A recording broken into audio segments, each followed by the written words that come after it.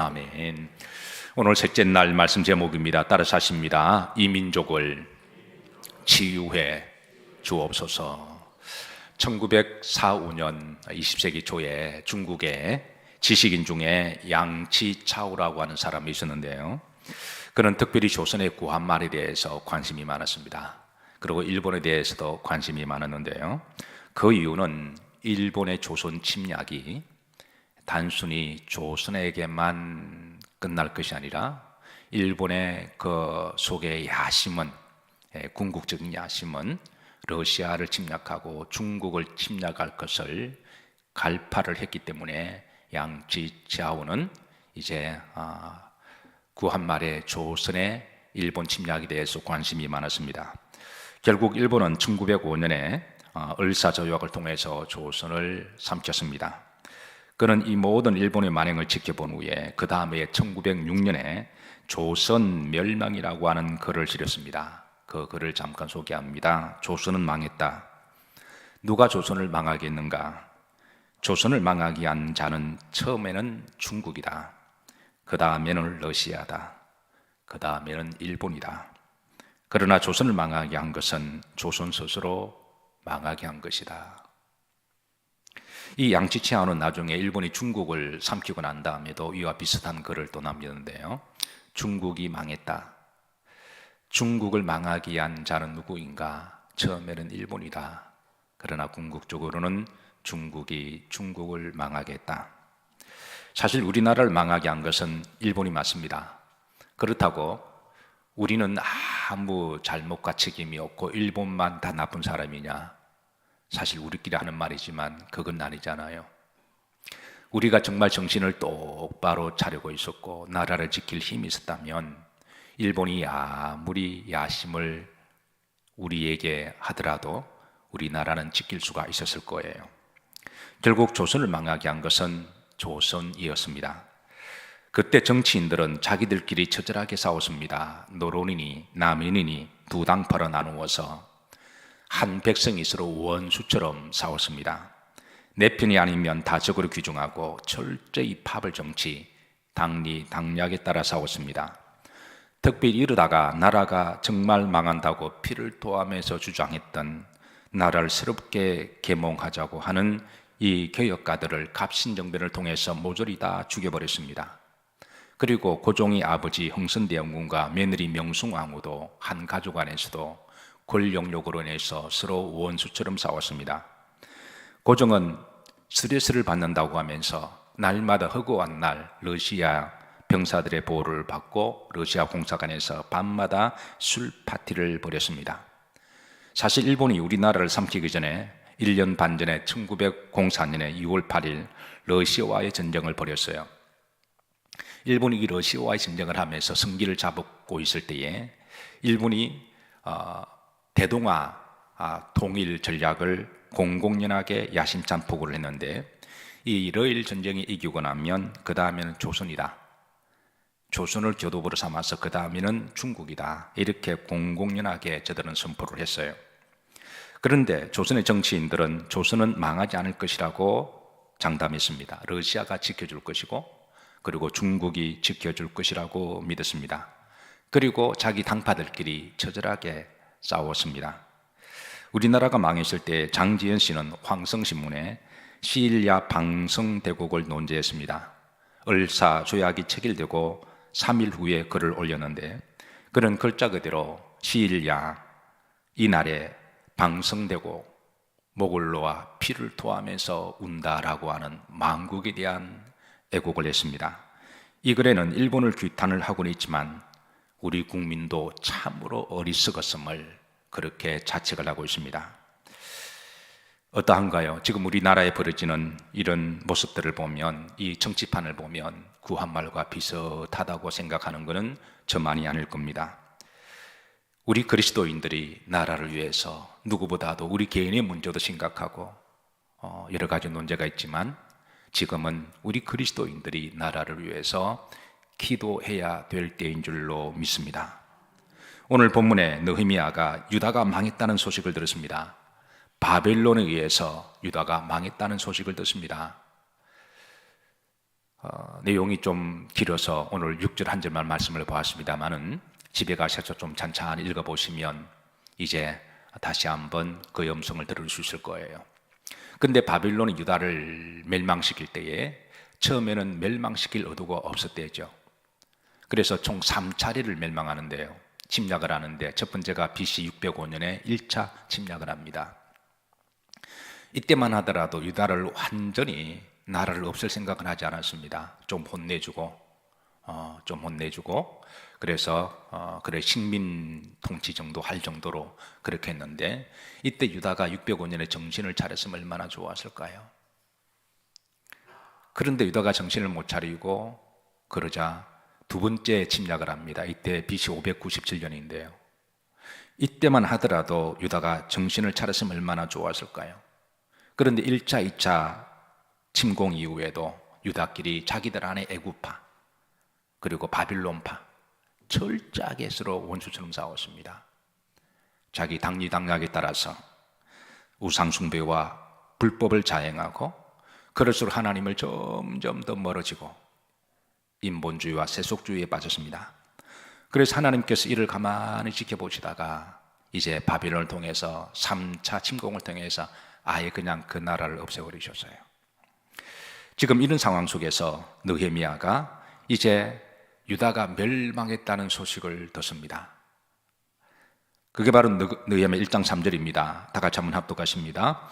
그들이 내게 이르되 사로잡힘을 면하고 남아있는 자들이 그 지방 거기에서 큰 환난 당하고 능욕을 받으며 예루살렘 성은 허물어지고 성문들은 불탔다 하는지라. 이 당시만 하더라도 이 느헤미야는 저 페르시아의 이방 땅의 디아스포라로 살아가고 있었는데요.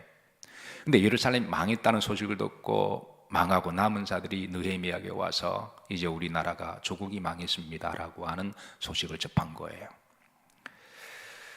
자, 이때 느헤미야가 그때 하나님 앞에 간절히 기도합니다. 4절입니다. 합독합니다. 내가 이 말을 듣고 앉아서 울고 수일 동안 슬퍼하며 하늘의 하나님 앞에 금식하며 기도하여. 이 소식을 듣고 나라가 망했다는 소식을 듣고 하나님 앞에 울며 금식하여 기도합니다. 5절입니다. 합독합니다. 이르되 하늘의 하나님 여호와 크고 두루우신 하나님이여 주를 사랑하고 주의 계명을 지키는 자의 언약을 지키시며 긍휼을 베푸시는 주여 간구하나이다. 긍휼을 베푸시는 주님. 6절입니다. 이제 종이 주의 종들은 이스라엘 자손을 위하여 주야로 뭐하오니 기도하오며. 이제 종이 주의 종들은 이스라엘 자손을 위하여.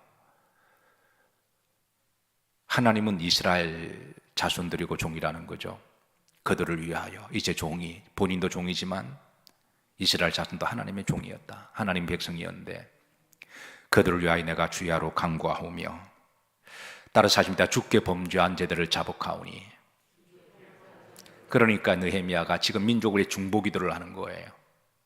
주께 범죄한 죄들을 내가 자복하오니 주여 귀를 기울여 주시고 눈을 열어주셔서 종의 기도를 들어주옵소서. 이 느헤미야의 이 민족을 위해서 눈물을 흘려 기도하는 그 기도, 지금 우리 그리스도인들이 나라와 민족을 위해서 기도해야 될 줄로 믿으시길 바랍니다. 7절 말씀입니다. 합독합니다. 주를 향하여 크게 악을 행하여 주께서 주의 종 모세에게 명령하신 계명과 율례와 규례를 지키지 않아야 했나이다. 불신앙이었음을. 8절입니다. 합독합니다. 옛적에 주께서 주의 종 모세에게 명령하여 이르시되 만일 너희가 범죄하면 내가 너희를 여러 나라 가운데 흩을 것이요. 이렇게 느헤미야가 기도하면서 마지막 소망의 기도를 드립니다. 소망은 따라서 하십니다. 하나님 안에 있습니다. 그 소망의 기도가 바로 9절입니다. 합독합니다. 만일 내게로 돌아와 내 계명을 지켜 행하면 너희 쫓긴 자가 하늘 끝에 있을지라도 내가 거기서부터 그들을 모아 내 이름을 두려고 택한 곳에 들어오게 하리라 하신 말씀을 이제 정하건대 기억하옵소서. 너희들이 불신앙으로 각종 죄악으로 쫓겨나서 하늘 끝에 있다고 할지라도 하나님께 기도하면 하나님이 그들을 모아서 하나님이 다시 고쳐주시고 회복시켜 주신다는 것입니다. 유다가 유다를 망하게 했다면, 유다가 망하게 한 것은 바빌론이 아니라 사실은 유다였습니다. 유다가 유다를 망하게 했다면 유다를 다시 세우시고 고치시는 분은 하나님이신 줄로 믿습니다. 조선이 조선을 망하겠다면 조선을 다시 세우시는 분은 하나님이셨습니다. 지금 우리나라는 여러모로 병들어 있습니다. 그래서 우리 그리스도인들이 어느 때보다도 민족을 위해서 때로는 금식하면서 눈물을 흘려 기도해야 될 때인 줄로 믿습니다. 물론 여러분들이 개인적으로 여러 가지 기도 제목도 많고 또 풀어야 될 난제도 있고 여러 가지 좀 상황도 그렇겠지만, 그러나 여러분 그 기도 가운데 한 목을 반드시 떼어서 한 기도의 시간을 반드시 떼어내셔서 나라와 민족을 위해서 기도하십시다. 결국은 여러분, 하나님은 기도하는 백성이 있는 한 나라를 망하게 하지 않게 하십니다. 역대하 7장 14절에 보시면 따라하시면 내 이름으로 일컫는 내 백성이 그들의 악한 길에서 떠나 스스로 낮추고 기도하여 내 얼굴을 찾으면 내가 하늘에서 듣고 그들의 죄를 사하고 그들의 땅을 말지라 고칠지라. 기도하는 성도가 있는 한 하나님은 그 나라 민족을 망하지 않게 하시고 느헤미야의 기도를 들으시고 저들이 땅끝까지 흩어져 있는 디아스포라 유대인들을 다시 회복시켜 주셔서 나라가 다시 세워지듯이 하나님이 우리나라를 특별히 사랑하신 줄로 믿습니다. 오늘은 특별히 여러분 나라와 민족을 위해서 해당되시는 분들은 금식하시면서 한 끼라도 금식하시면서 기도하십시다. 구한말에 조선은 망했지만, 조선이 조선을 망하겠지만 그래도 참으로 놀라운 것은 그때는 기도하는 그리스도인들이 있었습니다. 그래서 그때는 교회에 모여서 교회에 모일 때마다 저들이 목 놓아 하나님께 울며 이 민족과 나라를 긍휼히 여겨주시고 이 나라를 회복시켜 달라는 그 기도 들으시고 하나님께서는 때가 되어서 이 민족을 다시 회복시켜 주시고, 제가 자주 강조하지만 저는 우리나라 애국가에 하나님이 보호하사 우리나라 만세, 이거는 결코 저는 우연으로 저는 지어졌다고 생각지 않습니다. 세상의 어느 나라 애국가에 우상숭배가 이렇게 가득한 나라에 이런 가사가 들어갈 줄 누가 알았을까요? 하느님이 아니라 하나님입니다. 그래서 이게 참 종교 편향 때문에 어떤 사람들은 이거를 살짝 왜곡해서 하늘이라고 하는데 원래는 원가사는 하나님이죠. 우리는 원가사대로 불러야 됩니다. 누가 뭐라도 우리나라를 사랑하시는 분은 하나님이세요. 하나님이 보호하사 우리나라 모세 만세입니다. 특별히 우리 자손들이 우리나라가 만세가 되는 그런 나라에서 살아야 되지 않을까요? 하나님이 우리나라를 향한 특별한 소명이 있는 줄로 믿습니다. 이 동아시아 중에 하나님을 믿고 왕같은 제사장이 될 나라가 아무리 눈 씻고 찾아봐도 우리나라밖에 없어요. 동남아시아 중에 동쪽에 일본이 그렇게 하겠어요. 저 공산이나 이슬람이 믿는 동남아시아도 그렇게 하겠어요. 유일하게 왕같은 제사장으로 쓰임받을 수 있는 나라가 있다면 마지막 대한민국 하나가 남았는데요. 비록 허리 잘린 반쪽의 나라지만 그래도 하나님이 그래도 유다가 1차, 2차, 3차 하나님 여러 번 기회를 주셨을 때 그때 기도하는 백성들 정신을 차렸더라면 우리나라가 아직 허리는 잘려있지만 그래도 남쪽에는 기도하는 그리스도인들이 남아 있습니다. 이 나라를 긍휼히 여겨주셔서 이 나라를 보호해 주시고 이 나라가 왕같은 제사장이 되어서 하나님 앞에 귀하게 쓰임받는 그런 나라가 되도록 이 민족을 고쳐주옵소서.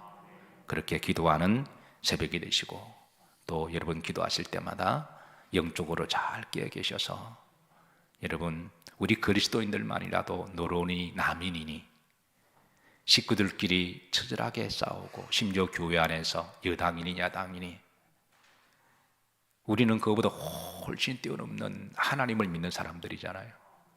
하나님을 믿는 사람들이 교회 자기 생각과 의견이 다르다고 해서 서로 다투고 싸운다면 이건 희망과 소망이 없습니다.